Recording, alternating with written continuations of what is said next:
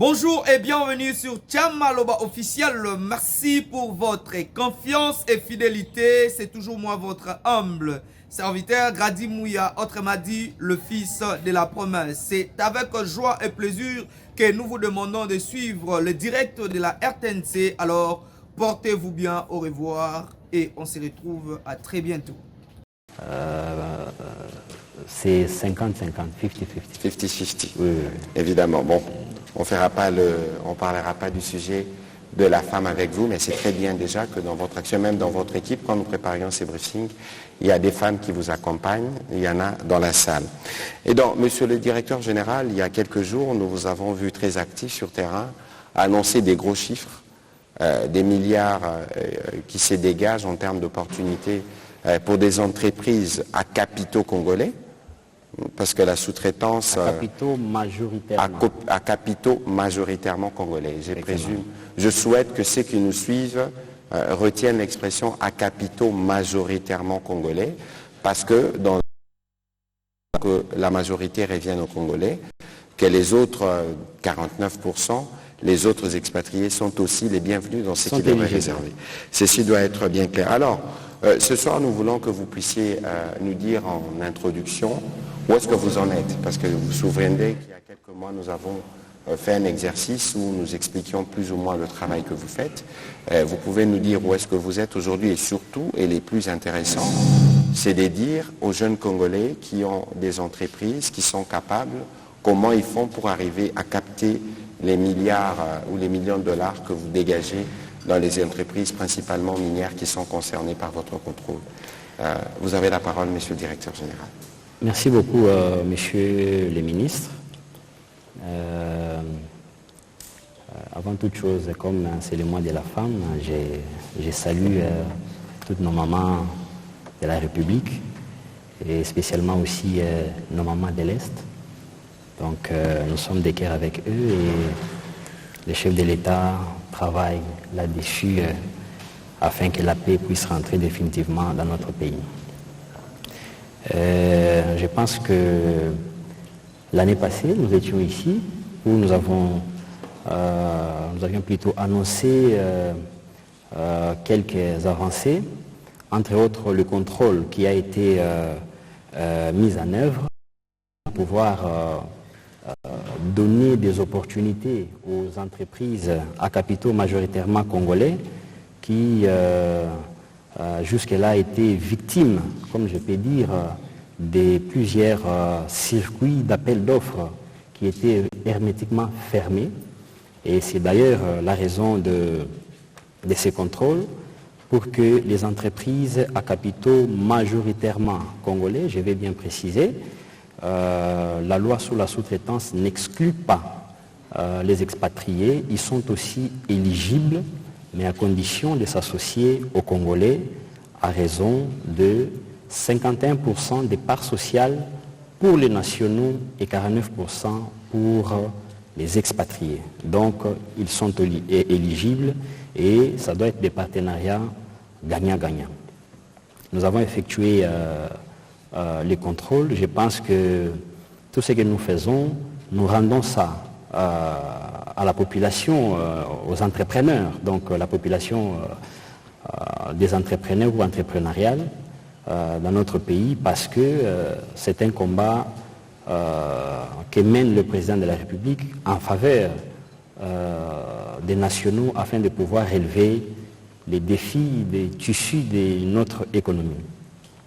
Vous avez vu qu'il y a des entreprises que nous avons enjoint aux sociétés principales des radiés, je répète, nous avons enjoint, ce n'est pas l'ARSP qui a annulé, c'est l'ARSP qui a enjoint aux entreprises principales de suspendre ou d'annuler les contrats qui n'ont pas été conformes avec la loi sur la sous-traitance en République démocratique du Congo. En d'autres termes, ça veut dire que vous avez travaillé avec les entreprises sur chaque contrat et vous avez analysé par rapport à la loi.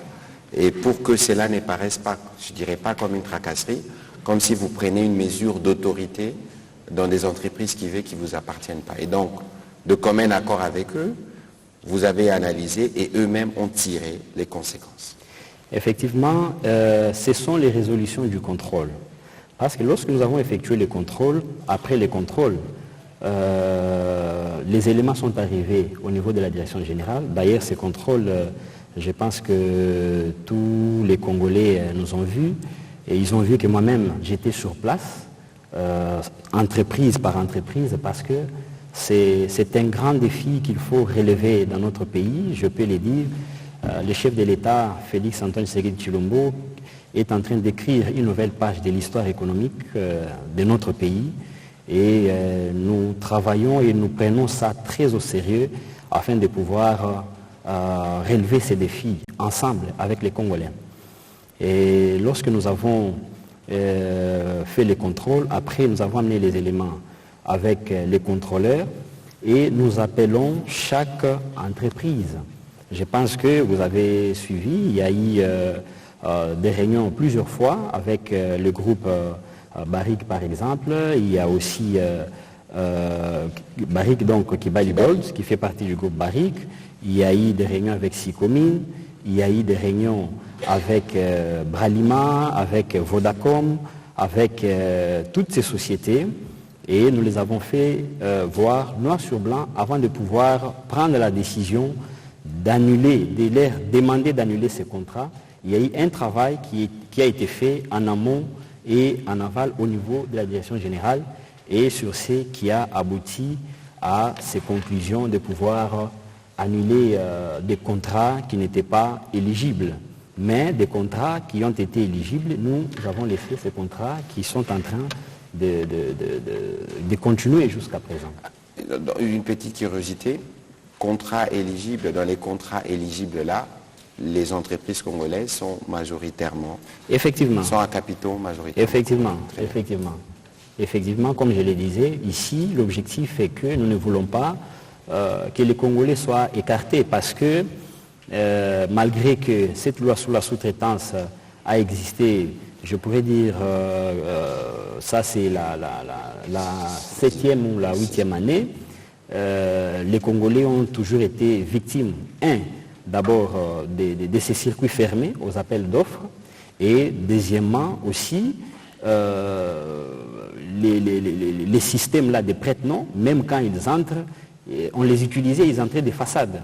Donc, chose qu'il fallait un peu changer cette tendance-là parce que la loi sur la sous-traitance, c'est une loi qui fait partie du contenu local.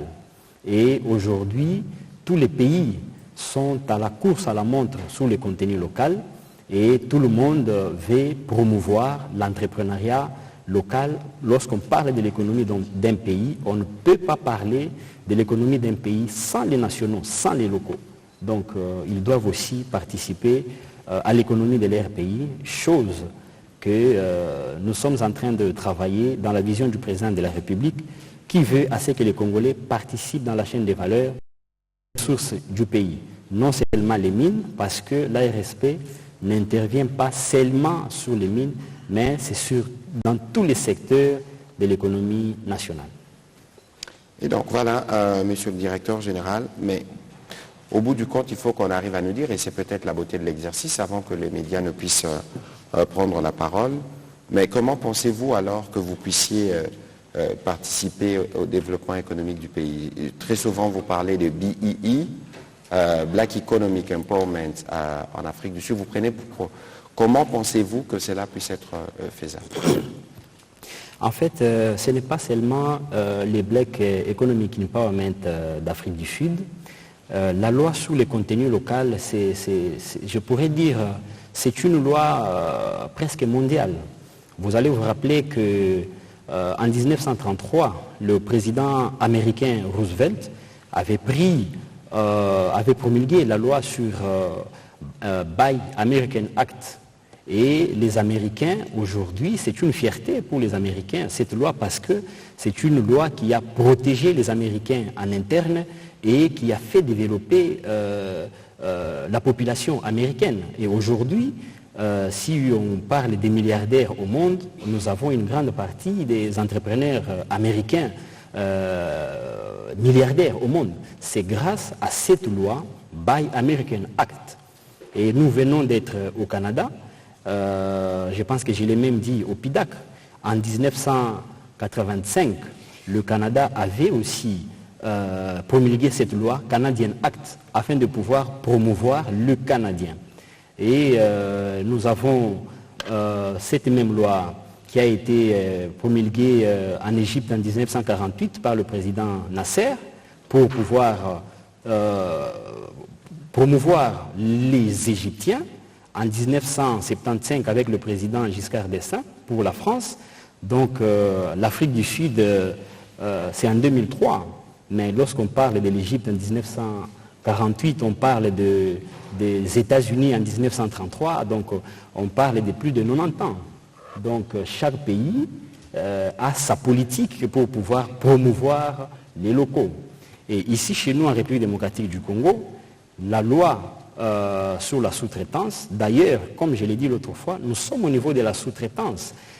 J'étais récemment à Indaba Mining Week, lorsque le président Cyril Ramaphosa a pris la parole. La première des choses, le président Cyril Ramaphosa s'est félicité pour la loi sur les BI, qui aujourd'hui n'est plus au niveau des 26% pour les Sud-Africains dans l'actionnariat des activités principales. Je précise, au Congo, nous sommes au niveau de la sous-traitance. Les autres pays, c'est au niveau des entreprises principales. Et le président Ramaphosa s'est félicité en disant qu'il a fourni beaucoup d'efforts pour que la loi sur les BI quitte de 26% à 30% aujourd'hui. Et c'est une fierté pour le peuple sud-africain. Donc, au Congo, nous sommes encore au niveau de la sous-traitance. Il est vrai qu'on doit les reconnaître que nous sommes parmi les pays qui ont promulgué, qui ont signé ou qui ont voté cette loi en retard.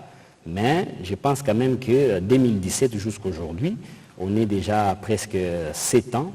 Nous devons travailler et nous travaillons d'arrache-pied pour qu'il y ait des résultats avec notre population et surtout notre jeunesse et nos étudiants aujourd'hui qui terminent les études, qui cherchent de l'emploi, mais s'il y a l'occasion qu'eux-mêmes puissent être créateurs de l'emploi, nous devons leur donner toutes ces occasions. C'est la raison pour laquelle les chefs de l'État aujourd'hui, que je tiens ici à remercier avec mes hommages les plus déférents pour son implication personnelle parce qu'il tient à l'emploi des jeunes, il tient à la création de l'emploi comme il a exprimé dans ses 6 engagements lors de sa prestation de serment.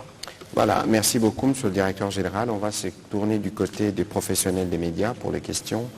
On va commencer cette série par Monsieur Patrick Bomboka.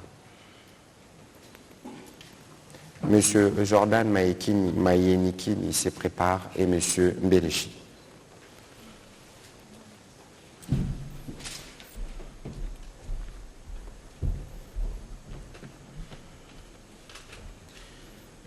Merci pour la parole, Monsieur le Ministre. Bonsoir, Monsieur le DG. Merci. L'un des avantages de la sous-traitance est notamment une plus grande maîtrise de la qualité, des coûts et des délais de fabrication. Et en tant qu'autorité de régulation, est-ce que vous avez entrepris de connaître le degré de satisfaction des sociétés principales par rapport aux prestations livrées par les entreprises sous-traitantes? Merci beaucoup. Je pense que votre question, en fait, parle de l'expertise. Vous parlez de l'expertise parce que lorsqu'on parle de la qualité ou la prestation, entre dans l'expertise. Comme je l'ai dit l'autre fois, on ne doit plus rentrer en arrière. Il y a de l'expertise dans notre pays. Comme je venais de le dire, les entrepreneurs congolais ont été victimes des appels d'offres, d'abord dans un circuit très fermé. On ne peut pas juger quelqu'un qu'on n'a jamais donné la chance de pouvoir s'exprimer. Ça, c'est un. Et deux, même si on parlait de l'expertise, la loi parle des 51% pour les nationaux et 49% pour les expatriés. Ça veut dire, si l'un amène les marchés, l'autre peut amener l'expertise. Parce que lorsque les associés s'associent pour créer une société, il y a toujours celui qui peut amener l'expertise, il y a l'autre qui peut amener les finances, ou l'autre peut amener le marché, et l'autre amène. C'est la raison d'ailleurs pour laquelle ces partenariats de 49 et 51% existent. Donc c'est une question qu'on ne va plus revenir là-dessus. Ça va nous mettre en retard et ça nous a toujours mis en retard. Et nous, à notre niveau, ce que nous avons fait, vous allez voir qu'aujourd'hui, allez sur notre site internet, il y a plus ou moins 57 appels d'offres qui sont publiés sur les sites de l'État, les sites de l'ARSP. Nous avons enjoint aux entreprises principales de publier les appels d'offres sur les sites de l'État, sur les sites de l'ARSP, pour permettre aux entrepreneurs congolais de voir aussi ces appels d'offres et de pouvoir postuler à ces appels d'offres. Parce qu'il y a eu des appels d'offres qui étaient déjà triqués. Je vais vous donner l'exemple. C'est lui qui amène le capital, il a lui-même ses propres sociétés de sous-traitance. Vous imaginez à quel jour qu'un Congolais ou une société à capitaux majoritairement congolais peut pouvoir gagner un marché. Parce que c'est lui qui a amené le capital, la société principale et elle-même une société de sous-traitance. Quel jour qu'un entrepreneur congolais peut pouvoir gagner un marché consistant? C'est comme ça que nous avons demandé pour la transparence. Ils doivent publier sur les appels, sur les sites de l'ARSP. Et même le problème des dérogations, de dire que non, parce que nous avons par exemple une lettre que nous avons reçue d'une société principale qui nous demande de pouvoir accepter de faire venir les Sud-Africains, tout simplement parce que cette expertise n'était pas en République démocratique du Congo. Et nous les avons dit, sur quels critères publier ces appels d'offres sur les sites de l'ARSP, tous les Congolais, tous les entrepreneurs congolais vont voir, ils vont postuler, et c'est après avoir postulé qu'on conclut qu'il n'y a pas cette expertise dans le pays. Mais si l'appel d'offres est fait en interne, triqué en interne, comment vous voulez dire qu'il n'y a pas l'expertise dans le pays? Donc moi je pense que nous sommes arrivés au stade où il faut donner la chance aux nationaux. Et je vous dis, comme a dit le chef de l'État, il y a des génies dans ces pays, il y a de l'expertise dans ces pays. Et nous devons encourager les Congolais. Alors, monsieur le directeur général, je me souviens que lorsque nous élaborions la loi sur la sous-traitance, justement, il y avait un débat. Certains opérateurs, principalement miniers, disaient qu'il faut les local content en termes de formation. Donc aujourd'hui, lorsque nous voulons récupérer toute cette part de marché qui devait revenir aux entreprises majoritairement congolais, est-ce que nous nous assurons que nos entrepreneurs sont en mesure effectivement de rendre le service attendu? Ça veut dire, nous ne doutons pas qu'il existe de l'expertise, mais les appels d'offres répondent à des questions spécifiques, premièrement. Deuxièmement, il y a l'épineuse question des moyens. Je parle sous votre contrôle, parce que lorsque vous postulez pour un contrat dans la sous-traitance, vous payez vous-même d'abord le service avant que vous ne puissiez être payé plus tard. Vous présenterez votre facture. Est-ce que, de ces points de vue, des dispositions sont prises pour vous assurer que les entreprises congolaises qui postulent ont à la fois les compétences et les moyens pour donner les services attendus par la société concernée? Merci beaucoup. Par rapport à cette question, je pense que je vais vous répondre sur deux volets. Je pense que c'est parmi même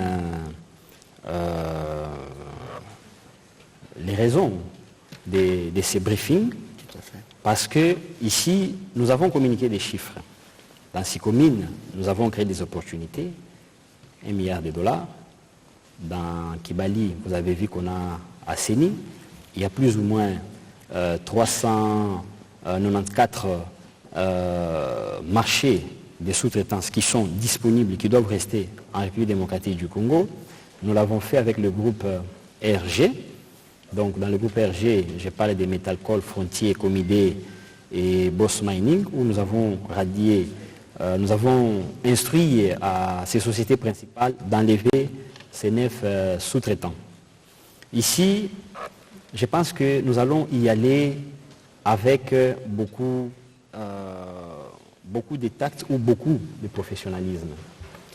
Je pense que dire que les Congolais n'ont pas de moyens, il y a quand même des Congolais qui ont des moyens, parce qu'ils sont déjà dans la sous-traitance.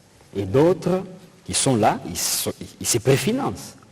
Nous étions à PIDAC au Canada, il y a des Congolais qui étaient là avec leurs stands et tout ça. En Afrique du Sud, ils étaient là avec leurs stands et tout ça. Ils sont là, n'est-ce pas? Seulement qu'ils ne sont pas peut-être nombreux, parce que, comme je venais de le dire, la chaîne des valeurs les a été confisquée pendant plusieurs années. Tout à fait. Oui, et aujourd'hui, c'est après ces 6 décennies que le président de la République veut changer la tendance. Ici, la manière dont nous allons procéder, c'est que toutes les opportunités, parce qu'il y a les grandes opportunités, il y a les moyennes et il y a aussi les petites par rapport au marché. Donc, les grands entrepreneurs qui vont par la voie des appels d'offres, dont nous allons accompagner, parce que nous devons les accompagner pour éviter que ça soit triqué. Et lorsque eux, ils ont des grands marchés, ils peuvent aussi partager ces marchés avec les autres qui montent. Je donne l'exemple. Vous avez un marché, par exemple, d'excavation de 200 millions de dollars. Et avec le marché de 200 millions de dollars, vous ne pouvez pas vous-même vous fournir le carburant, vous fournir les lubrifiants. Non. Vous avez le marché d'excavation, le carburant, les lubrifiants, laissez aussi aux autres entrepreneurs. Ça veut dire, ici, la manière dont nous allons procéder, c'est que, parce qu'il faut qu'on se le dise, nous sommes arrivés à un moment très historique de notre pays. Un moment historique, un moment économique de l'histoire de notre pays. Et nous devons relever ces défis. Et pour relever ces défis, nous devons y aller avec beaucoup de professionnalisme. Pourquoi j'ai dit ça? Parce que nous connaissons nous tous, il y a 30 ou 35 ans passés, l'histoire de la zarénisation, qui en soi, l'intention ou l'idée n'était pas mauvaise, mais il n'y a pas eu de structure d'accompagnement. Mais aujourd'hui, ce n'est pas le cas, parce que d'abord, il n'y a pas une loi qui exclut les expatriés, ils sont aussi éligibles dans la sous-traitance, et le chef de l'État s'est rassuré pour créer aussi des structures d'accompagnement pour se rassurer du bon fonctionnement de l'entrepreneuriat dans notre pays. Alors, par rapport à cette question, comme je disais, ceux-là qui ont des grands marchés, ils peuvent aussi prendre les autres. Pourquoi? Parce que vis-à-vis de la société principale, s'il y a un grand opérateur ou un grand sous-traitant, si l'autre qui est en bas commet l'erreur, lui peut endosser cette responsabilité. Il peut bien prendre cette responsabilité de pouvoir corriger cette erreur-là. Or, si c'est lui qui est en bas, qui est par exemple un entrepreneur qui commence, il commet une erreur, ça risque d'avoir des répercussions sur la société principale. Or, ici, nous, l'objectif, c'est de protéger et la société principale et les sous-traitants. Pourquoi? Parce que la société principale, c'est une vache. Et la sous-traitance, c'est le lait. Or, si on tue la vache, on n'aura plus du lait. Donc, on est obligé en même temps de protéger et la vache et pour que le lait puisse continuer de couler. Et pour que le lait continue de couler, il faut bien entretenir la vache. Tout à fait. Donc, il faut qu'il y ait un bon rendement. On va essayer d'être encore un peu plus pédagogique parce qu'en fait, ce dont on parle, c'est un processus qui connaît un tournant avec justement le travail que vous faites évidemment sous la supervision du président de la République pour que progressivement les Congolais puissent s'en approprier. Il y a d'autres questions qui vont arriver et nous aurons l'occasion, vous aurez l'occasion d'expliciter davantage votre politique. Oui, M. Jordan Maïnikini. Merci pour la parole, Monsieur le Ministre. Mes questions au directeur général de l'ARSP. Monsieur le directeur, l'ARSP, on constate que vous avez les vents en poupe. Déjà, vous avez réussi à arracher des contrats avec des géants miniers tels que Sikomi, Kibali Gold Mining. Mais nous aimerions savoir, est-ce qu'il existe encore des géants miniers qui jusque-là ne remplissent ou encore ne respectent pas les conditions fixées pour le respect de la sous-traitance. Si oui, quelles sont ces entreprises et qu'est-ce qui est fait pour les amener dans le bateau, comme les cas des Kibali et la Sikomi. Et puis une autre question, où en êtes-vous exactement dans l'atteinte de vos objectifs? Est-ce que l'ARSP réunit maintenant, on peut dire qu'aujourd'hui, réunit tous les paramètres devant l'aider à remplir pleinement sa mission, de créer des millionnaires et pourquoi pas des milliardaires? Est-ce qu'on peut estimer un chiffre des millionnaires que vous avez déjà eu à faire sortir en RDC? Merci. Merci beaucoup. Je vais d'abord répondre à votre première question. Vous avez dit, est-ce qu'il y a encore des sociétés qui ne remplissent pas les conditions ou qui ne respectent pas la loi sur la sous-traitance? Ici, comme je venais de dire, nous sommes en train d'y aller aujourd'hui. Les rapports que nous avons, nous l'avons sur plus ou moins 8 entreprises. Nous avons Metalcol, nous avons Frontier, nous avons Kibali, nous avons Boss Mining. Donc, nous avons 8 sociétés. Et nous allons y aller lentement et sûrement, parce que ici, les entrepreneurs congolais ont besoin de chiffres. Ça veut dire que nous devons être en mesure de faire un rapport chiffré. Par exemple, aujourd'hui, dans Kibali, il y a eu un travail qui a été fait. Et les opportunités sont là et le budget même de la sous-traitance est connu. Et aussi, nous devons en même temps protéger aussi Kibali. C'est comme ça que j'ai dit, nous devons savoir qui est-ce que nous sommes en train d'amener. Parce que la qualité, elle est très importante. C'est pourquoi j'ai dit, ceux-là qui auront des grands marchés peuvent aussi prendre les autres. Et dans les sociétés dont nous sommes en train de faire des publications, et nous devons être en mesure, ou nous sommes en mesure aujourd'hui de vous dire, on a mis de côté autant d'entreprises, parce que ces entreprises-là, nous les citons à la télé, et même les nombres. Et nous disons même les chiffres. Par exemple, la sous-traitance dans les 9 sociétés que nous venons d'annuler, c'est 250 millions de dollars. Donc, dans les 9 sociétés étaient dans Metalcol, Frontier, Boss Mining et Comidé. À eux seuls, c'était des marchés de plus ou moins 98% des marchés de sous-traitance. 250 millions de dollars par an. C'est comme ça que j'ai revenu à cette question pour dire les sociétés qui appartiennent aux actionnaires, quel jour qu'un Congolais peut pouvoir y accéder. Donc nous devons être en mesure, lorsque on aide le Congolais, parce que c'est ça notre mission, c'est l'accès au contrat, lorsque on met de côté, on sait qui entre. Et lorsqu'ils entrent, ils doivent aussi assurer le bon fonctionnement de cette entreprise principale pour éviter que cela puisse avoir des répercussions sur les tissus économiques du pays. Très bien. Vous n'avez pas répondu à la deuxième question. Et s'ils ont combien de millionnaires, vous voulez? Oui, il y a des Congolais, beaucoup d'ailleurs, qui gagnent des marchés. Comme je l'ai dit l'autre fois, dans une société principale. Les niveaux d'approbation d'un DG, les sociétés minières ou les sociétés brassicoles, les niveaux d'approbation d'un DG, la plupart des entreprises, c'est 100 000 $. Et au-delà des 100 000 $, c'est sa hiérarchie. Et sa hiérarchie, la plupart ne sont pas en République démocratique du Congo, là c'est le niveau du groupe. Parce que la plupart des sociétés qui sont ici, ce sont des multinationales. Ils sont et au Congo et dans d'autres pays. Et lorsque l'approbation est au-delà des 100 000 $, ça veut dire que la décision n'est plus prise en République démocratique du Congo, sur les sites. Ça doit être prise à l'extérieur.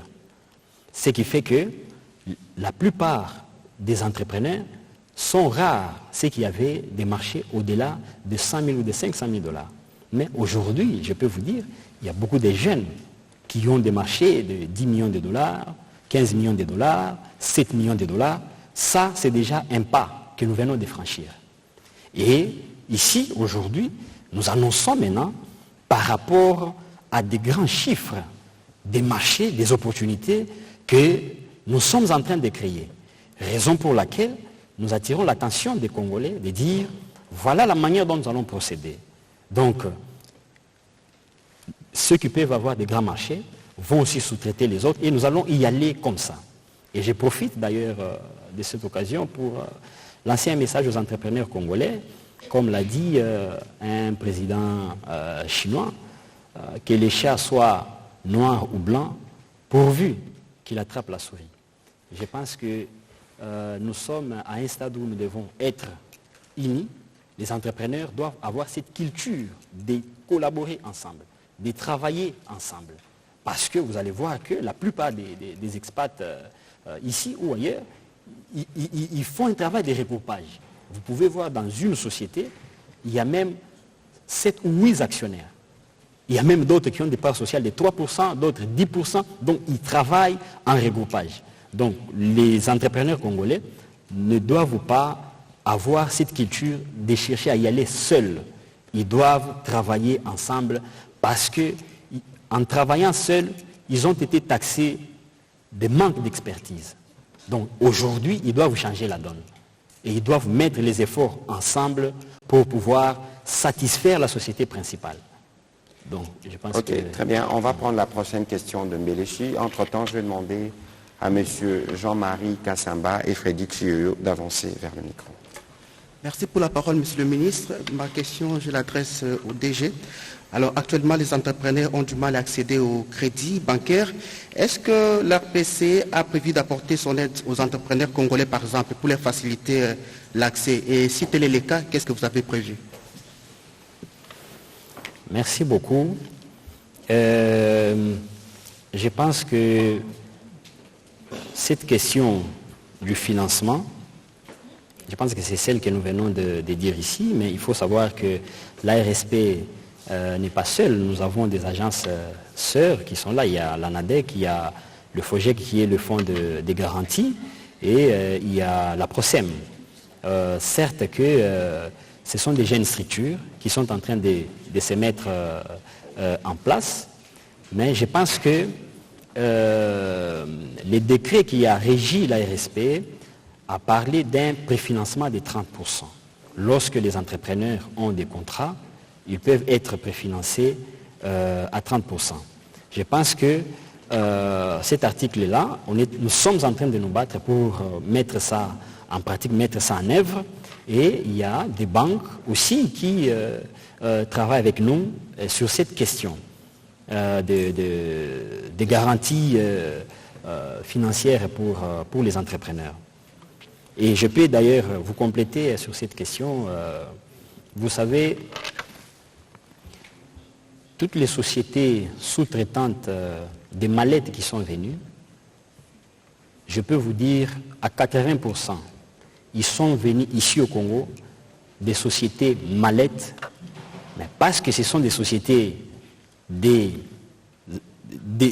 sociétés sous-traitantes, des sociétés principales, ils ont été d'un coup préfinancés. Donc c'est comme ça que j'ai dit, il y a un grand travail que nous sommes en train de faire pour mettre les choses sur les rails. Et je le répète encore, que nos entrepreneurs ont été longtemps victimes de tout ça. Et pour mettre tout ça sur le bon chemin, bien sûr, avec l'appui du président de la République. Parce que sans son appui, je pense que l'ARSP ne pouvait même pas arriver à ce stade. Merci. On va prendre la question de M. Jean-Marie Kassamba.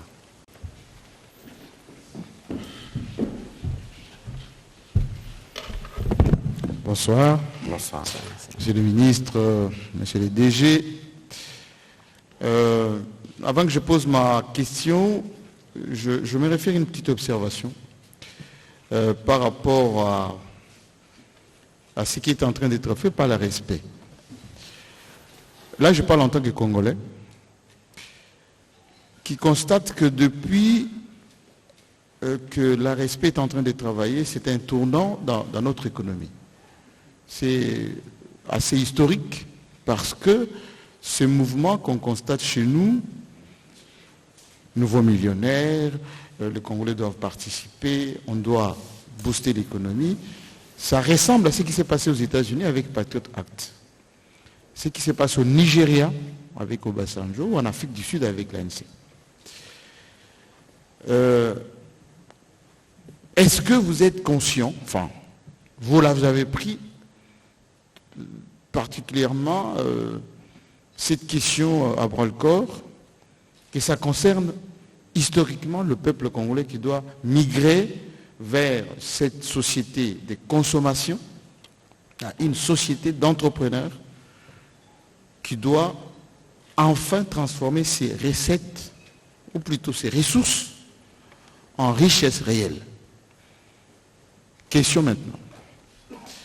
Est-ce que le gouvernement vous accompagne au sens large du terme, les institutions de la République? Je vois l'activisme du ministre Mouyaya, qui le fait d'ailleurs avec le changement de narratif, mais avec cet espace de redevabilité, mais on ne sent pas les autres membres du gouvernement vous accompagner, parce que la respect ne concerne pas que le secteur minier. Et enfin, où est l'accompagnement de la presse d'une manière continue? Parce que certes, mes collègues qui sont ici, certains viennent assez régulièrement au briefing, mais par rapport à votre dynamique de la société congolaise qui doit bénéficier de tous les secteurs d'activité, où est la place de la presse qui doit faire comme la presse française, la presse américaine, pour accompagner ce genre de dynamique? C'est le patron de l'UNPC Kinshasa, les syndicalistes qui parlent. La presse est saisie des tout et tout, mais bon, ce sera un autre point. Qui attend toujours le retour des Boujakira. C'est le lieu de rappeler. Monsieur le directeur général, allez-y. Merci beaucoup. Je pense que,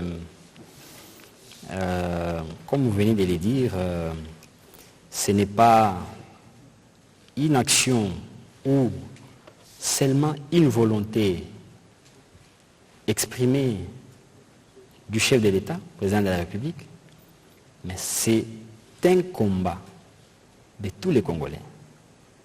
Et nous tous, ou tous les Congolais, doivent accompagner son combat.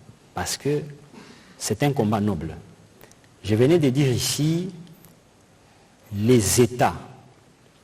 Et lorsque j'ai parlé des États, par rapport aux lois sur le contenu local, j'ai fait allusion au chef d'État. J'ai parlé de Roosevelt en 1933, des États-Unis. Je parlais du président Giscard d'Estaing en 1975, avec la France.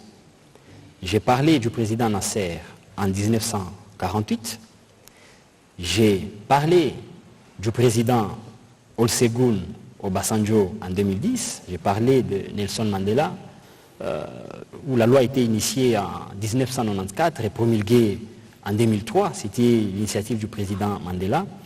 Et vous allez voir qu'en Zambie, c'était en 2020 avec le président Edgar Lungu. Ça veut dire, ils sont nombreux, ces chefs d'État qui ont décidé de transformer et qui ont compris que le développement d'une nation, c'est avec les nationaux. Et c'est un combat noble que mène le président de la République. Et d'ailleurs, lorsque vous avez parlé du gouvernement, je peux vous dire que nous, d'abord, déjà nous sommes sous tutelle du ministère de l'entrepreneuriat. Et le récent conseil des ministres, il y a eu une proposition pour l'élaboration de la loi sur les contenus locaux, parce que c'est très important, comme je venais de dire, nous sommes encore au niveau de la sous-traitance, mais le contenu local va améliorer et ça va résoudre aussi beaucoup de problèmes, parce que la loi sur le contenu local va sécuriser et protéger tous les secteurs entrepreneuriaux dans sa globalité, y compris par les gens, les tout petits commerçants jusqu'aux grands opérateurs. Donc tout est défini dans le contenu local, et chose qui a été approuvée au Conseil des ministres.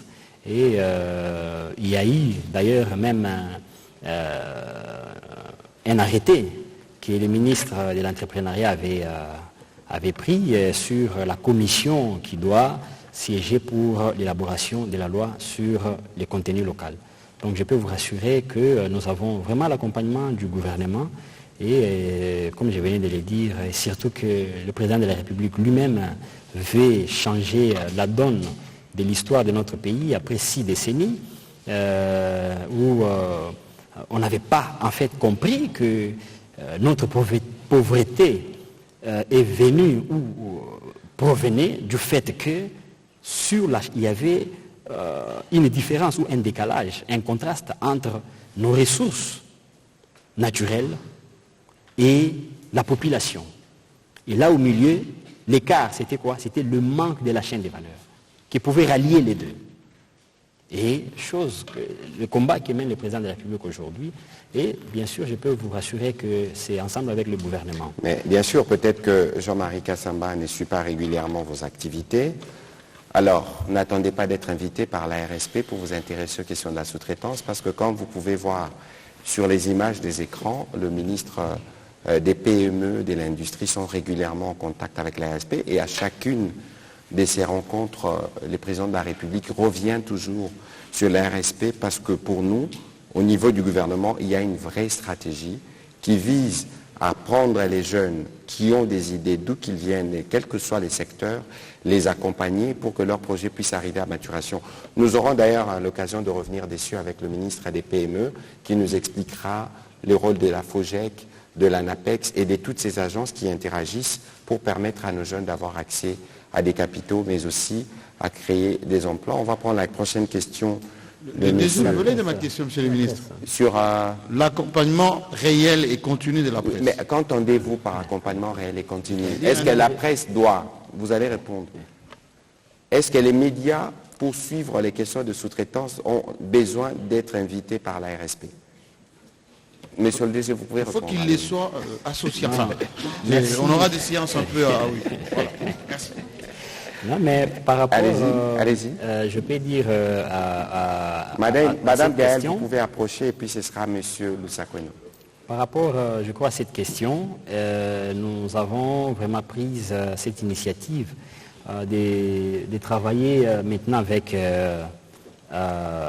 toutes les presses en République démocratique du Congo et aussi toutes les presses, la plupart ou certaines presses internationales. Pourquoi? Parce qu'il faut savoir que d'abord la loi sur la sous-traitance a été beaucoup combattue. Et même lorsque nous sommes arrivés à la mettre vraiment d'une manière sérieuse en pratique, il faut savoir que certaines des sociétés ou des multinationales pouvaient aussi aller déformer l'information sur la scène internationale. Raison pour laquelle on communique aussi au niveau de certaines presses internationales pour donner la vraie version de ce qui s'est fait en interne. Et ce qui s'est fait en interne, c'est un combat noble de tout État au monde qui veut les défis économiques de son pays. Et pour éviter que ça soit déformé sur la scène internationale, c'est comme ça que nous communiquons. Mais il y a quand même, je peux dire, quelques presses que nous travaillons déjà avec ici, mais je pense que s'il faudrait que nous puissions améliorer par rapport à cette question, je pense que nous allons le faire. Non, je crois que c'est aux journalistes de se bouger, parce que c'est ça aussi le métier, aller à la collecte, au traitement, à la diffusion d'informations. On va s'assurer que les informations puissent être toujours disponibles. Et d'ailleurs, ces briefings, nous l'organisons parce qu'il y a vraiment besoin de pédagogie pour que tous ceux qui, notamment les journalistes, comprennent l'écosystème et soient en mesure d'accompagner non pas seulement la RSP, mais aussi les jeunes entrepreneurs ou ces entreprises locales qui auront aussi, les moments venus, besoin de visibilité. On va prendre la question de M. Chiyoyo. Une question, s'il vous plaît, parce que nous courons derrière le temps. M. Michael, faites un bon travail, mais l'opinion a comme l'impression que la RSP, c'est plus dans les mines. On ne vous sent pas dans les télécoms pour accompagner, promouvoir les sociétés qui ont des capitaux majoritairement congolais. Pourquoi on ne sent pas cette pression que vous faites au niveau des mines, des mining, mais pas ailleurs? Merci beaucoup. La sous-traitance intervient dans tous les secteurs. Donc ici, nous les faisons aussi, même avec le brassicole. D'ailleurs, nous avons pris une décision récente où nous avons notifié les sociétés des brassicoles que leurs matières premières, entre autres, donc ce qu'ils appellent les MPP. MPP, ça veut dire matière première principale. Et nous les avons instruits que les MPP, les matières premières principales, désormais tous ces contrats doivent rester au pays. Pourquoi? Parce que lorsqu'on parle des grands groupes brassicoles, il y a par exemple Bralima qui fait partie du groupe Eneken, il y a Bracongo et Brassimba à Lubumbashi qui font partie du groupe Castel. C'est que ces sociétés ont leur centrale d'achat déjà au niveau d'Amsterdam.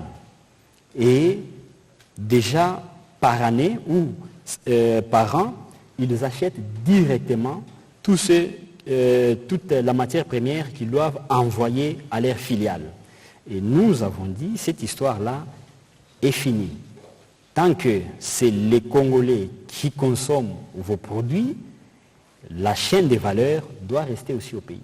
Et tous ces contrats, je pense que si ils ont déjà signé des contrats par rapport à ça, par rapport à cette année, je pense que nous mettons en cause ces contrats parce que cette chaîne de valeur doit rester en République démocratique du Congo et faire développer la chaîne de valeurs congolaise. Parce que les brassicoles et les télécoms, c'est d'ailleurs même différent que les mines. Parce que les mines, ils ont déjà les off-takers. Il faut savoir que dans le brut, lorsque la machine fait tomber une tonne de concentré, c'est supposé que c'est déjà acheté chez les off-takers. Mais tandis que les brassicoles et les télécoms, c'est la population congolaise qui fait fonctionner ces sociétés-là. Si aujourd'hui les Congolais refusent de boire par exemple la prémisse qui apparaissent sur les écrans. Oui, effectivement, vous allez voir les télécoms, c'est 1,8 milliard de dollars et la sous-traitance est presque de 630 millions. Et ce sont les Congolais qui font fonctionner ces entreprises ici, avec les unités de 1 dollar, 2 dollars, 10 dollars qu'ils achètent. Mais comment est-ce que la chaîne des valeurs, c'est la réunion que j'ai eue avec eux, comment est-ce que la chaîne des valeurs doit aller dans les pays étrangers? Ça n'a pas de sens. Donc, la sous-traitance pour les brassicoles et pour les télécoms, ça va rester ici. Mais je profite quand même de l'occasion, il y a quand même des sociétés de télécoms qui déjà se conforment et je pense qu'au moment opportun, nous passerons encore ici pour montrer les entrepreneurs qui gagnent des marchés dans les télécoms et qui sont en train de très bien évoluer. Par exemple, la société Vodacom, avec eux, nous avons quand même eu beaucoup d'avancées. Et RTL et Orange aussi. Je pense que ça avance quand même parce que, vous savez, pour eux, pensaient qu'ils étaient exonérés de la sous-traitance, chose que nous avons eu des discussions déjà l'année passée. Et je pense que... Avec effet rétroactif, les conséquences? En tout cas, la sous-traitance doit être à capitaux majoritairement congolais et c'est ce qui est en train d'être fait. Voilà, Madame Gaëlle Kibungu, s'il vous plaît. Bonsoir Monsieur le Ministre, bonsoir Monsieur le DG. Ma première préoccupation, j'en aurai deux petites. C'est celle de savoir pourquoi cet apparat presque militaire. En fait, je voudrais savoir pourquoi le DG vient. C'est vrai que c'est un secteur où il faut beaucoup de dissuasion. Mais est-ce que vous ne pensez pas que ça porte un peu préjudice à ce climat des affaires finalement? Vous tapez du poing sur la table, vous fermez à gauche, vous fermez à droite, vous êtes vraiment dans votre politique policière. Est-ce que ça ne va pas à l'encontre du climat, de l'amélioration du climat des affaires? Et puis j'aimerais savoir après, puisque vous parlez de chiffres, de statistiques, etc. On attend les nouveaux millionnaires et milliardaires, c'est vrai. Donc l'effet final recherché, en fait, c'est vraiment cette classe moyenne, cette amélioration. de l'économie de base. Est-ce qu'on n'est pas en train de créer une nouvelle classe de riches? Est-ce qu'on aura vraiment une classe moyenne réelle? Et vous l'estimez dans combien de temps à peu près? Parce que la gestion, c'est la prévision. Dans combien de temps vous pensez, vous, après avoir touché du doigt toutes ces réalités, que nous pourrons avoir une vraie classe moyenne? Pas sur papier, une vraie. Merci beaucoup. Je vais répondre d'abord à votre première question. Je peux vous rassurer que nous collaborons très bien avec la cellule du climat des affaires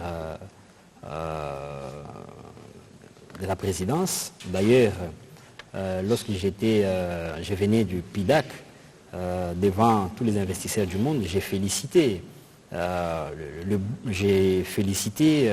bon fonctionnement de la cellule du climat des affaires du chef de l'État, d'ailleurs, dont nous collaborons très bien, et je les félicite encore ici parce qu'on est vraiment en collaboration et ils font très bien vraiment leur travail et nous sommes vraiment en collaboration avec eux. Mais il faut savoir que cette vision du chef de l'État, c'est une révolution économique du pays, après 6 décennies. Et deuxièmement, ces mêmes multinationales qui sont ici chez nous, ils sont ailleurs, madame. Barrick n'est pas seulement au Congo. Glencore n'est pas seulement au Congo. Zijin n'est pas seulement au Congo. Ivanhoe n'est pas seulement au Congo. Mais dans ces pays-là, les mêmes lois sont respectées. Je vous parle de l'Afrique du Sud. Zijin est en Afrique du Sud, mais il y a Zijin aussi ici. Mais en Afrique du Sud, on parle de l'investissement sur l'activité principale, 30% un Sud-Africain. Mais ils ont investi là-bas. Il y a des Sud-Africains qui ont ces 30% de parts sociales. En quoi ça a à voir avec le climat des affaires? Ici, nous sommes dans une voie d'un pays qui veut se relever ses défis économiques. Et c'est pourquoi j'ai dit, ce n'est pas un combat seulement du président de la République, c'est un combat de tous les Congolais. Qui peut refuser d'avoir un contrat pour créer de l'emploi? Qui peut refuser l'emploi? C'est un combat pour réduire la pauvreté. Parce que ce n'est pas normal aujourd'hui qu'une mine ferme et la pauvreté totale s'installe. Ça veut dire que la population n'a pas bénéficié. Nous avons vécu cela lorsque les géants miniers, la Gécamine est tombée. On a vu, c'était une catastrophe dans ces pays. On ne veut pas que ça se répète. La chaîne des valeurs permet aux nationaux de diversifier l'économie. Même si la mine ferme, les gens vont continuer de vivre. Mais ce n'est pas normal que la mine ferme ou une activité, une société ferme, c'est fini, la pauvreté s'installe. Comme s'il n'y avait rien. En quoi le pays a profité? Si la population ne profite, en quoi le pays a profité? Donc les combats du chef de l'État, c'est un combat noble. Et nous devons l'appuyer, les soutenir. Et je peux vous rassurer que nous sommes vraiment déterminés à changer cette donne dans notre pays. Et si nous annulons tous ces contrats, les contrats de 1 milliard ou des contrats de plusieurs millions de dollars, c'est d'abord cette détermination de pouvoir changer les choses dans notre pays. Alors, en attendant la question de Lusakweno, je pense que la question de Mme Gaëlle, elle est pertinente. Nous avions commencé à y répondre en début de cet exercice. Il n'y a pas d'incompatibilité entre les climats des affaires et la promotion de la sous-traitance parce qu'ici, vous travaillez à vous assurer que la loi est simplement respectée. C'est ça. Nous sommes les régulateurs. Évidemment, il y a une dimension qui apparaît comme policière parce que c'était des mesures qui n'étaient pas toujours suivies, qui n'étaient pas toujours prises. Il fallait montrer une certaine fermeté pour permettre justement au projet d'éclore. Et je pense que nous nous assurons, parce que le climat des affaires est un des objectifs majeurs sur lesquels le gouvernement travaille. Et nous pensons que cela doit en tout temps être pris en compte dans ce que nous faisons. Monsieur Lusakweno, allez-y, à votre question, et puis nous prendrons une dernière série. Madame Gaëlle, sur la classe moyenne, il y répondra.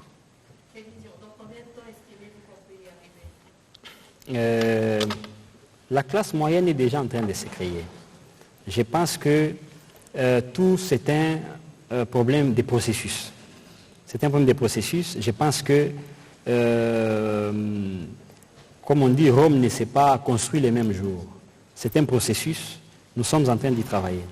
Et il faut savoir que partout où il y a une naissance des milliardaires, il y a eu des milliardaires, il y a eu des multimillionnaires, il y a eu des millionnaires, et puis il y a eu les autres qui sont en train de monter. On ne devient pas millionnaire en un jour. C'est un processus. Ni en un mois, ni en une année. Effectivement. Vous pouvez avoir une entreprise qui a un chiffre d'affaires de 10 millions de dollars, sans vous-même, le patron, être millionnaire ou sans vous-même être le propriétaire. Monsieur Lusakwe, je ne sais pas combien vaut Top Congo, on ne vous demandera pas.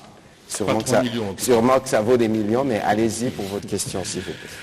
Merci Monsieur le Ministre. Bonjour Monsieur le Ministre, bonjour Monsieur le DG. Alors j'ai eu l'avantage d'être récemment à Toronto au PIDAC où j'ai rencontré le DG de la SRP. J'ai vu qu'il est beaucoup parti à la rencontre de la diaspora. Alors ma question va être vers cette diaspora et vers le know-how congolais. Parce qu'aujourd'hui, on est à 51% de Congolais, 49% d'étrangers. Des entreprises à capitaux majoritairement congolais. Tout à fait, mais dans d'autres pays, une phrase pour paraphraser Simao Lutumba, Yekola, Kolula Baninga, Pola Takitoko. Dans certains pays, on est passé de la sous-traitance à l'obligation de partenariat congolais dans la grosse industrie. C'est vrai qu'on a beaucoup parlé au cours de ce briefing de à quand la classe moyenne récemment, tout de suite avec Gaël Kibungu, à quand les Congolais à même d'eux, mais qu'est-ce que vous dites, Monsieur Kachal Katem, à ces Congolais qui veulent venir, qui peuvent venir, qui ont aussi peut-être la possibilité de mobilisation de ces financements? Ils étaient beaucoup à venir vous voir, ils semblent avoir beaucoup d'espoir en vous. Mais qu'est-ce que vous pouvez leur promettre? Uniquement d'être les suppôts des étrangers qui, pour beaucoup, achètent des sociétés congolaises pour avoir ces 51%, ou vous allez changer la donne et faire que de cette sous-traitance, nous soyons bientôt industrie, mais qu'en attendant, on soit vraiment les sous-traitants de ces grandes entreprises? Merci beaucoup. D'abord, comme je le disais, tout ce que nous faisons, nous rendons ça public, c'est pour permettre aussi à la diaspora aussi de pouvoir... Passons, nous rencontrons toujours la diaspora. Nous étions en Afrique du Sud à Indaba et on a vu que la diaspora était vraiment au rendez-vous. Et il faut savoir d'abord que le président de la République a suscité beaucoup d'espoir à le peuple congolais, y compris la diaspora. Et d'ailleurs, vous avez vu aux élections les résultats de la diaspora. Le président de la République a été massivement voté par la diaspora du monde entier. Et nos échanges avec la diaspora, par exemple au Canada, en Afrique du Sud, mais on va quand même aller aussi ailleurs. Je les ai dit, écoutez, les investisseurs qui veulent venir au pays, ici, deux fois, vous connaissez déjà avec ces gens. Donc, nouez ces partenariats. À partir d'ici, venez au pays et les opportunités sont là. En fait, la diaspora, je peux le dire, avait perdu beaucoup d'espoir. Beaucoup se disaient, bon, on va rentrer, mais on va commencer par où? Je n'ai pas, par exemple, une relation avec un DG ou un ministre là-bas et tout ça. Aujourd'hui, le chef de l'État a mis des institutions qui peuvent faciliter les secteurs de l'entrepreneuriat dans notre pays. Tout à fait. Et raison pour laquelle nous allons vers la diaspora pour leur dire, venez, il y a des opportunités et ensemble, développons notre pays. C'est ce qui s'est fait à l'époque avec le Nigeria. Lorsque le président Obasanjo avait voté la loi sur les contenus locaux, c'était tous les Nigériens du monde, ou ceux qui étaient aux États-Unis. Partout, ils sont rentrés pour développer le pétrole dans leur pays. Donc, c'est le message que nous passons à la diaspora. Et d'ailleurs, je peux vous rassurer que moi, je suis rentré, je crois, il y a une semaine, mais il y a une équipe de la diaspora qui sont venus avec moi. Donc ça montre qu'il y a beaucoup de l'espoir que le chef de l'État a suscité et nous sommes en train vraiment d'y travailler là-dessus pour développer ces secteurs de l'entrepreneuriat ensemble avec la diaspora. Aujourd'hui, les institutions sont là pour les accompagner et que leur expertise peut pouvoir aider à relever les défis économiques de notre pays. Absolument. Il y a le deuxième volet de votre question. Nous sommes au niveau de la sous-traitance. À quand de la sous-traitance en contenu local? Aurons-nous du contenu local ou même des investissements en Afrique du Sud dans les activités principales. Voilà. En fait, comme je venais de le dire, c'est un processus. C'est un processus. Déjà, avec la sous-traitance, nous sommes en train de nous battre. Mais il faut savoir que la vision du président de la République n'est pas de faire des sous-traitants congolais, des entrepreneurs congolais, des sous-traitants éternels. Ils ne vont pas rester des sous-traitants éternels. Et raison pour laquelle nous voulons que cette loi sur la sous-traitance soit respectée. Ça permettra aux entrepreneurs congolais d'accéder à des capitaux. Et sur ce, ils vont passer à l'étape d'entrer dans les activités principales. Et c'est par là qu'on parle de la diversification de l'économie nationale. Voilà, merci M. Christian Lusakouene. On va prendre les 3 dernières questions en série. Ce sera Berry Luchaka, Félix Matuidi d'abord. Ensuite, nous terminerons par Mme Rachel Kitita.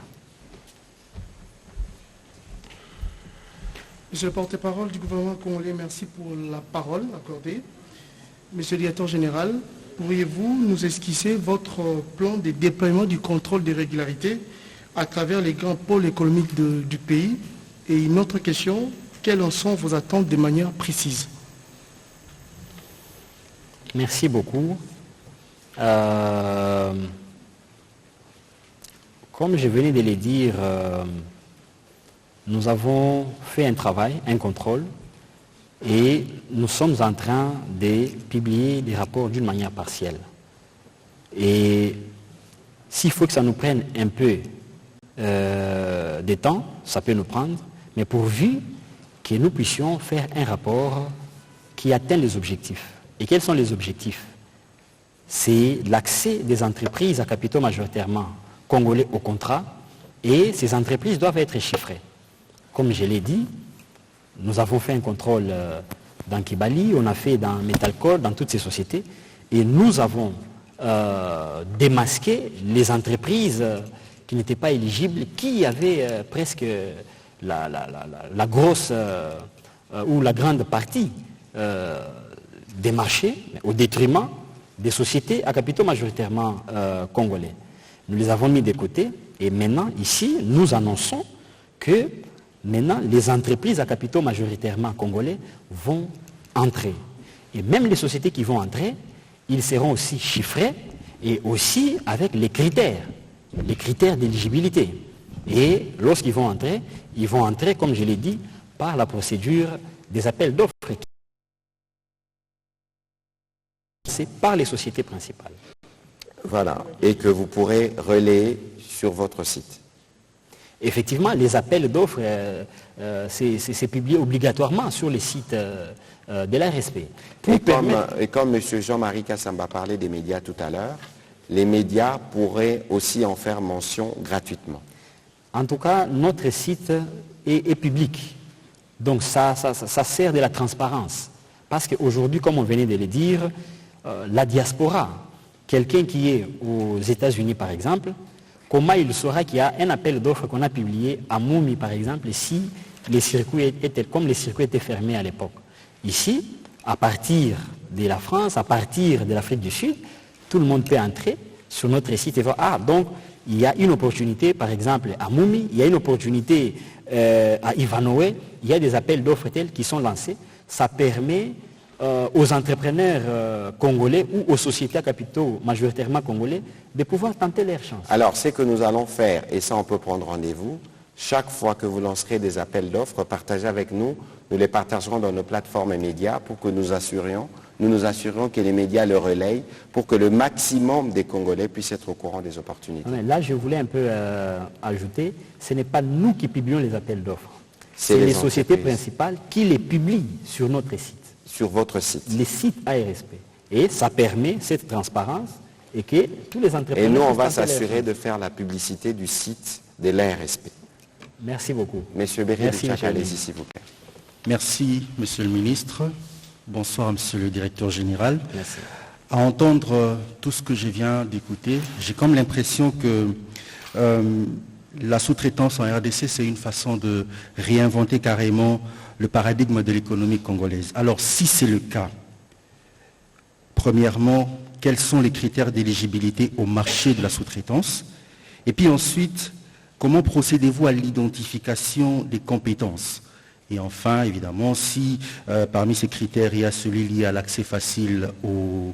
Est-ce qu'il y a plutôt un des critères qui est lié à l'accès facile au crédit bancaire?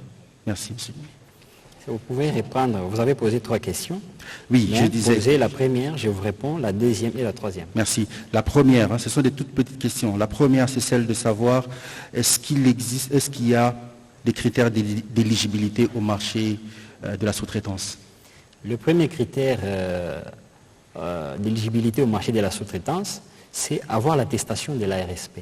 Et pour avoir l'attestation de l'ARSP, ça doit être une société à capitaux majoritairement congolais. C'est ça le tout premier critère.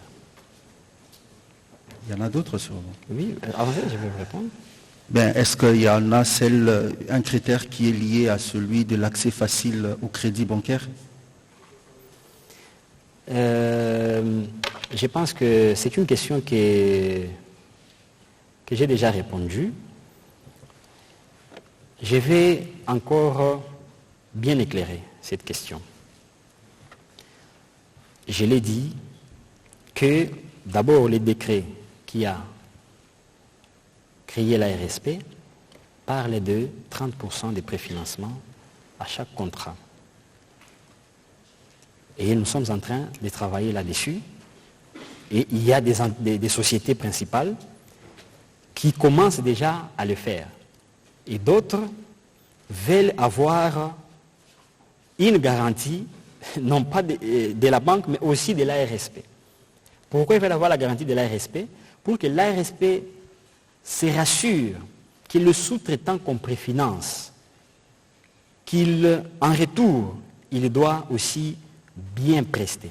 Ce qui fait que nous allons aussi commencer à coter les sous-traitants. Il y aura aussi des critères. Donc il y aura aussi comment dirais-je, des niveaux comment je peux dire, de l'amélioration. Ça veut dire qu'il y aura ceux-là qui seront dans le vert, dans l'orange et dans le rouge. Parce qu'on doit se rassurer que lorsque vous avez un marché, vous devez bien l'exécuter. Et c'est comme ça que j'ai dit, il y a déjà des sociétés sous-traitantes qui ont déjà de l'expertise et qui ont aussi les moyens financiers. Ils sont là. Comme je venais de dire, lorsque on enlève une entreprise et une autre qui vient, il y a des grands, et ces grands-là peuvent aussi sous-traiter les autres, partager ces marchés-là avec les autres qui sont en train de monter. Donc, à ce qui concerne l'accès au financement, je vais vous dire, est-ce que vous savez que le contrat lui-même, il constitue en moitié une garantie? Le contrat lui-même. Il faut savoir qu'une banque ne finance pas un individu. La banque finance l'activité qui va rembourser le crédit. Ce qui fait que nous travaillons déjà avec certaines banques pour que les grands contrats qui seront attribués aux entrepreneurs congolais et que ces contrats servent de garantie. Et en contrepartie, avec la société principale. Pourquoi? Parce que la société principale donne un marché. Et lorsque l'entrepreneur veut prendre un crédit à la banque, la société principale confirme qu'effectivement, c'est un contrat qui vient de sa part. Et que si l'entreprise la banque préfinançait cette entreprise et que tous les paiements que la société principale doit effectuer, ça doit passer à cette même banque qui a financé l'entrepreneur. Moi, je pense qu'on ne reste pas dans ces théories de financement. Les montages financiers existent. Et je peux vous dire qu'il y a des sociétés que j'appelle des sociétés mallettes qui ne sont pas éligibles, qui ont été financées par les mêmes banques ici en République démocratique du Congo. De toute façon, monsieur le directeur, on va vous accompagner, mais peut-être que prochainement, nous irons visiter une entreprise qui aura bénéficié d'un marché pour voir un peu et écouter les témoignages de ceux qui sont sur le terrain. On va prendre la dernière question avec Madame Rachel Kitita.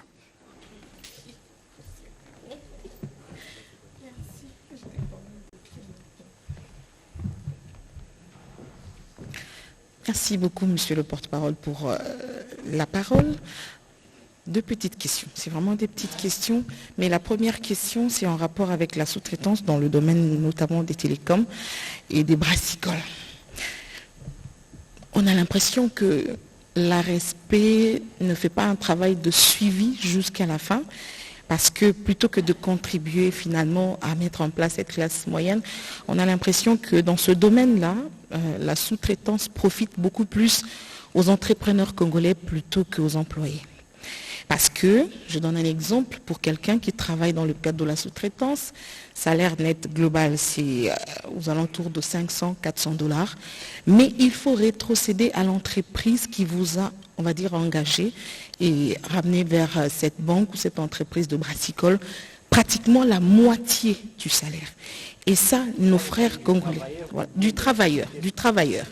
Alors, est-ce que l'ARSP fait un travail de suivi jusqu'à la fin, puisque l'objectif, c'est de créer cette classe moyenne, c'est de permettre aux Congolais de trouver un salaire décent, le travail décent également. Est-ce que vous mettez en place des mécanismes pour faire le suivi et même sanctionner ces entrepreneurs qui s'enrichissent sur le dos des pauvres Congolais qui travaillent à la sueur de leur front et durement pour pouvoir réunir les deux bouts du mois et avoir des salaires maigres que eux finalement renflouent leur poche à la fin de chaque mois. Deuxième petite question, vous parlez d'encourager des entreprises qui répondent aux normes et à la qualité dans le domaine de la sous-traitance. Comment vous faites aujourd'hui pour savoir exactement, est-ce que vous avez une classification des entreprises qui évoluent bien dans ce domaine de la sous-traitance? Qu'est-ce que l'ARSP, depuis que vous êtes là, a déjà fait pour encourager positivement ces entreprises qui répondent à la qualité et encourager ou sanctionner négativement tous ceux qui ne répondent pas à la norme et qui ne répondent pas à la qualité, puisque quand vous exigez beaucoup des entreprises extérieures, notamment dans le domaine des mines, ces entreprises sont aussi exigeantes par rapport à nos entreprises de sous-traitance ici en République démocratique du Congo. Et ça y va de l'honneur du pays dans ce domaine-là. Merci beaucoup. D'abord, à votre première question, l'ARSP, la mission de l'ARSP est claire, c'est l'accès au contrat. Mais à ce qui concerne les travailleurs, il y a tout un ministère du travail qui est là pour ça. Nous, on se limite au niveau des entrepreneurs, donc leur donner accès au marché de la sous-traitance. Bien sûr, ce sont des entreprises des petites et moyennes entreprises et des grandes entreprises, parce que les entreprises sous-traitantes, ce sont des grosses boîtes, et en tant qu'entreprise, ils sont régis aussi par le Code du travail. Et le Code du travail, ça, ce n'est pas un travail de l'ARSP, il y a tout un ministère qui est là, il y a l'inspection du travail qui est là pour régler cette matière. Et deuxièmement, par rapport à votre question, vous avez parlé de la connotation ou comment il faut coter les entreprises qui évoluent, qui prestent très bien. C'est ce que je venais de dire ici. C'est ce que nous allons faire et tout c'est un processus. Autant nous demandons aux entreprises principales de donner des marchés aux Congolais, nous exigeons aussi aux entreprises à capitaux majoritairement congolais de bien prester. Et je pense que c'est même la raison pour laquelle aujourd'hui il y a ces briefings, c'est pour lancer cet appel, alerter les Congolais. Je pense que je l'ai dit ici, qu'il y a un président qui a dit que les chats soient noirs ou blancs pourvu qu'il attrape la souris. Les entrepreneurs congolais doivent savoir qu'aujourd'hui, ce sont des moments très historiques de l'histoire économique de notre pays. Ça n'a jamais existé après 6 décennies qu'un président de la République s'implique autant dans l'emploi des jeunes. Il les a reçus, vous avez vu, le 30 octobre, il voulait lui-même les écouter pour voir et savoir comment ils évoluent. Et lorsqu'on parle de l'entrepreneuriat, ce n'est pas seulement les jeunes, mais on sait qu'il y a quand même beaucoup de jeunes qui, aujourd'hui, sont dans l'entrepreneuriat. Autant nous exigeons aussi les entrepreneurs congolais à bien prester, raison pour laquelle j'ai dit, ceux-là qui auront des grands marchés, ils doivent accepter de sous-traiter ou partager aussi ces marchés. Et ils doivent se constituer en garantie vis-à-vis des sociétés principales. Vis-à-vis des sociétés principales. Petites entreprises. Effectivement. Ça veut dire, si par exemple, il faut construire, je donne l'exemple, un camp, par exemple, des travailleurs, on donne un grand entrepreneur, n'est-ce pas? À son tour, il aura aussi des fournisseurs de ciment, les fournisseurs des bétons, des tôles. Vous comprenez? Ça veut dire on sait partager cette chaîne de valeur. Dans une chaîne de valeur, on partage une chaîne de valeur. Ok. Oui. S'il vous plaît, je peux compléter juste une petite question. Vous avez démasqué 9 sociétés de sous-traitance dans le secteur privé, déguisées en entité de sous-traitance d'un groupe russe. Alors vous avez, j'ai suivi l'info il y a 2-3 jours. Quelles sont les sanctions réservées à ces entreprises? Les sanctions réservées à ces entreprises, c'est l'annulation des contrats. Parce que l'annulation des contrats ou la suspension d'un contrat, c'est déjà une sanction. C'est déjà une sanction. Et nous avons, ce n'est pas l'ARSP qui a annulé les contrats ou qui annule les contrats. L'ARSP enjoint les sociétés principales d'annuler des contrats avec des sociétés non éligibles. Et en rapport avec le contrôle, nous avons trouvé tel ne sont pas éligibles, il faut annuler.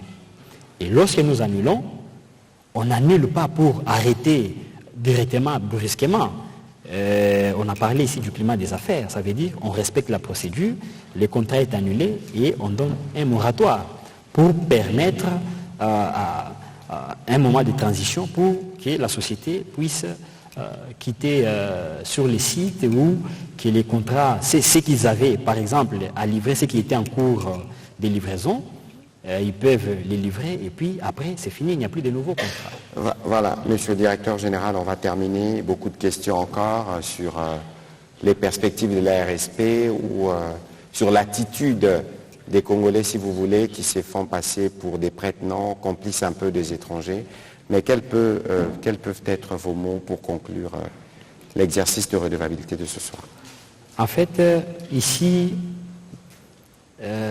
comme je l'ai dit, c'est un combat que mène le président de la République pour relever les défis économiques de son pays. Nous devons tous être derrière lui. Et les Congolais qui sont dans les systèmes de prête-noms et qui continuent aujourd'hui de se cacher dans ces systèmes de prête-noms, je pense que même eux, lorsqu'on découvre que vous étiez un prête-nom et vous restez dans ces systèmes de prête-noms sans pouvoir dénoncer, ils seront aussi poursuivis parce qu'ils seront considérés comme des complices. Parce que lorsque vous dénoncez, vous devenez actionnaire de cette société-là. Lorsque vous dénoncez, vous devenez actionnaire. Donc ici, ils doivent aussi nous aider à pouvoir dénoncer, parce que l'objectif ici est que nous puissions développer l'économie du pays, parce que ce n'est pas normal.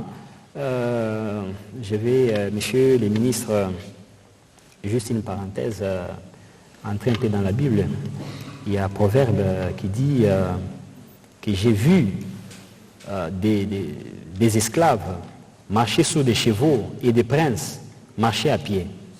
Ici, ça c'est un contraste. Donc, les Congolais qui sont dans les systèmes de prête-nom doivent savoir que dans ces systèmes où ils sont encore des esclaves. Et l'État congolais, dans la vision du président de la République, veut qu'ils soient des princes, donc des vrais actionnaires. Donc ils ne doivent plus rester dans ces systèmes, ils ne doivent plus cacher, ils doivent dénoncer pour qu'ils puissent être des vrais actionnaires. Et les sociétés qui continuent d'être dans ces systèmes abusifs, comme je l'ai dit toujours, de notre population, nous allons les poursuivre jusque dans leur dernier caserne. Voilà, et c'était peut-être votre conclusion. Merci, Monsieur le Directeur Général, de vous être prêté à cet exercice de redevabilité. Je retiens qu'avec les médias, on va travailler étroitement, y compris dans l'accompagnement de la publicité, des annonces des entreprises qui sont faites des offres, des appels d'offres qui seront relayés sur vos sites par les entreprises concernées.